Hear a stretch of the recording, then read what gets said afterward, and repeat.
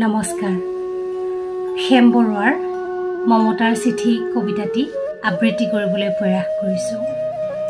কবিতাৰ শিৰোনাম মমতাৰ চিঠি।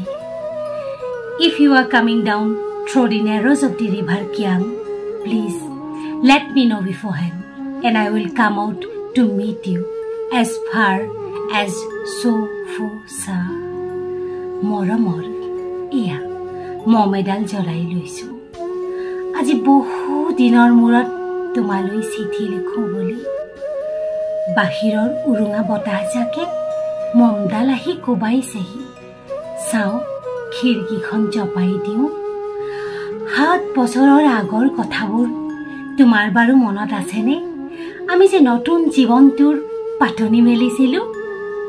মোৰ গাত সেই অচিনাকি নিচা বাৰুকৈ লাগিছিল। সিদিনা আছিল কাতিৰ কুঁৱলীখনা এটা কোমল পুৱা।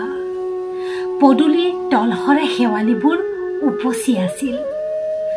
আৰু সন্ধিয়া মই তোমালোকৰ ঘৰলৈ নকৈ আহিবৰ দিনা আকাশৰ মেঘৰ মোহনাত হালধীয়া যোনটো নাওখন হৈ আমাক যে ৰিঙিয়াই মাতিছিল তৰাৰ দেশলৈ, মই লোৱা কঁকালৰ ৰঙা দিহাখনলৈ তুমি বাৰু কিয় একেথৰে চাইছিলা?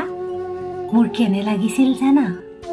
তুমি যেন কোনোবা দূৰ বিদেশৰ স্বপ্নাতুৰ আলোকৰ মানুহ, আৰু মই যেন তলসৰা এপাহ শেৱালি। সেইদিনা মন সাগৰত মোৰ এৰি অহা আৰু আহি পোৱা অলেখ ঢৌৰ কঁপনি জাগিছিল। তোমাৰ জানো এইবোৰ কথা মনত নাই? আমাৰ দেউতাই যে চিঠিত লিখিছিল, আই তই নতুন ঘৰত হাঁহি মাতি থাকিবি। এইবোৰ 7 বছৰৰ আগৰ কথা। মোৰ যে সকলোবোৰ পুৰাণৰ সাধু যেন লাগে। জেঠমহীয়া দেউতাৰ বছৰেকীয়া হৈ গ'ল। তোমাৰ বাবুল এতিয়া বৰটো হৈছে বুজিছা। তাৰ ওপৰ পাৰিত এধান মানি ডালিম গুটি যেন দাঁত অকণি গজিছে। সি মোক একেবাৰে এৰিকে নিদিয়ে। কেতিয়াবা মোৰ যে ইমান খং উঠে। তুমি নাই নহয় সেইকাৰণে। সি বাৰু মোৰ বগা সাজযোৰলৈ এইদৰে তধা লাগি চাই থাকে কিয়? তাৰো উপজাৰে পৰা এইযোৰ কাপোৰ চিনাকি সেইকাৰণে নহয়। তোমাৰ বাবুল এতিয়া বৰটো হৈছে, আৰু ডাঙৰ হলে স্কুলত তাক নাম লগাই দিম। স্কুলত থকা সময়খিনি মোৰ যে বুকুখন তেনেই উদং হৈ থাকিব। আৰু কি লিখিম? বিশেষ একো নাই। তুমি যিদিনা উভতি আহিবা মোক আগতীয়াকৈ জনাবলৈ নাপাহৰিবা দেই।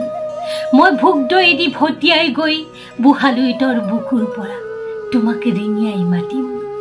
তুমি যিদিনা উভতি আহিবা মোক আগতীয়াকৈ জনাবলৈ নাপাহৰিবা দেই। মৰম লবা ইতি তোমাৰ মমতা। পুনঃ এইবাৰ বুজিছা, মাঘৰ বিহুৰ মেজিৰ জুইকুৰা বৰ ৰঙাকৈ জ্বলিছিল। আমাৰ আইতাৰ কলি ছাগলীজনীৰ 2টা পোৱালি জগিছে। এটা শুদ্ধ বগা, আনটো পখৰা। ধন্যবাদ।